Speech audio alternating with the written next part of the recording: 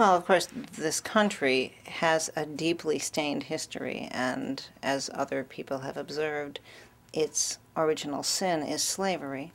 Nevertheless, slavery as it was practiced in the United States was overwhelmingly about the social category of race, which we used at the time not to sort people into different kinds of people, but to sort people into those who counted as people and those who did not. There's no way to rewind, there's no way to, abrogate that. And so we have to deal with the category.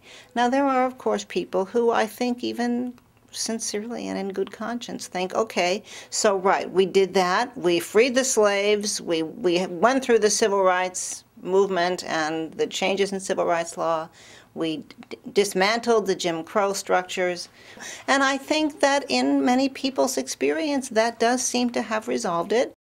When people hear white privilege and think, oh, that again, I want to say to them, we didn't solve the problem of racism in the 60s and 70s. It's still a problem today. I mean, I could produce for you the statistics about sentencing, or the statistics about where we concentrate toxic waste, or the statistics about what color the people are, whose neighborhood we build the highway interchange through, or any of that stuff. I suspect that wouldn't persuade you unless somehow it resonated with your own experience. The difficulty for white Americans is that unless they make some real effort or have some kind of life experience that brings them into proximity with the lived experience of people who are hyphenated Americans, who have to think about race, they won't see it.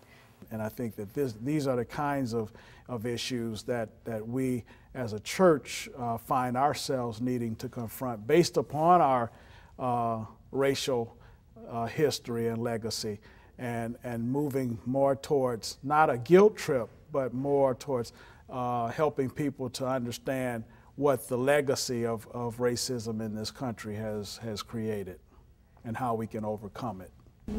It means a carefulness not to shame people or make them angry as if the 200-year history was upon their shoulders, but more to awaken them to the understanding that how still I am complicit by my silence at times in the whiteness of my culture. And at times that the reason I'm not opening my mouth perhaps from the pulpit or using the pen has to do with that's going to be a divestment into privilege that has led me to some fortune, figuratively or literally.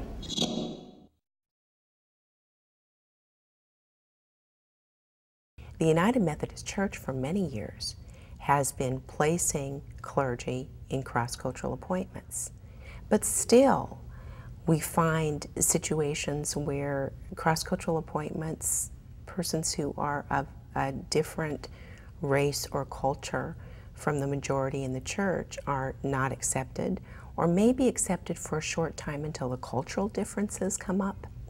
So inside the church, we're just as susceptible to these issues as outside of the church.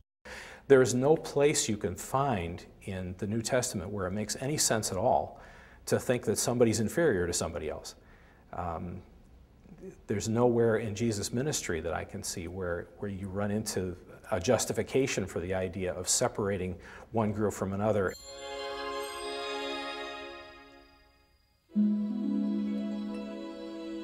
I think when you are on the receiving end that there may be some reluctance to give up the privilege, that to have to share.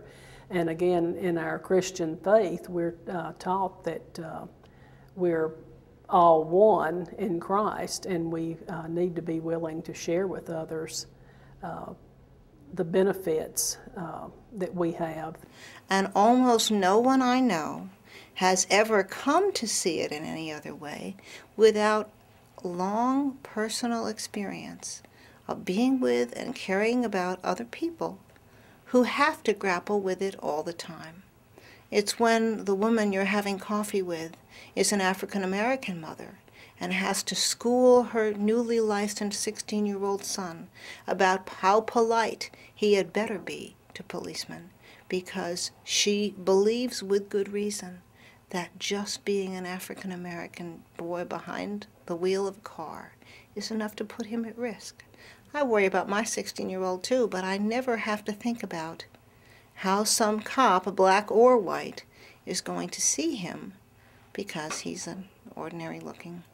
See, there's the privilege, an ordinary looking middle-class white kid. The church is called to influence society by the way that we as Christians live our lives throughout the week, not just what we do on Sunday, but how we are and how we affect those around us. And when you sit across the table from somebody, particularly when you have the opportunity of sitting across somebody who's a different ethnicity or different background, and you can share experiences, and you're doing it on an individual basis, a one-on-one, not one race and another race, but an individual and an individual.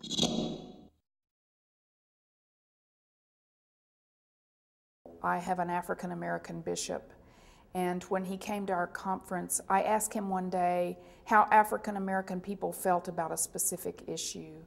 What an ignorant thing for me to say. And I need to go back and, first of all, apologize to him, because I realize that that was an incorrect thing for me to ask of him, but also to say to other people, learn from my mistake. Another good example is white bonding that occurs, and I think that's a real place for white people to step up. Is you think it's safe with other white people to make racist jokes, and it's important not just to say that joke's racist, but to try and get people to think about it.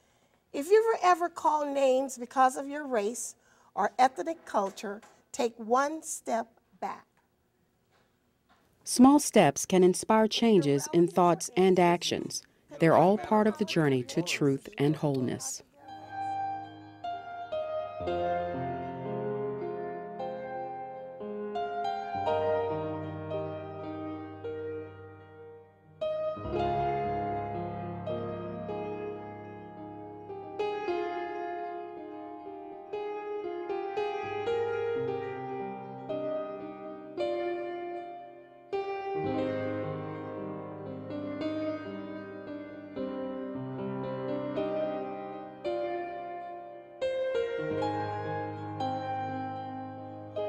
I think we ought to change because it's just the right thing to do.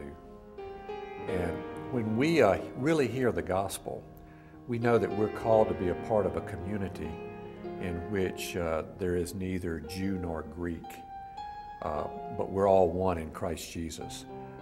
That's a compelling invitation from which we cannot escape.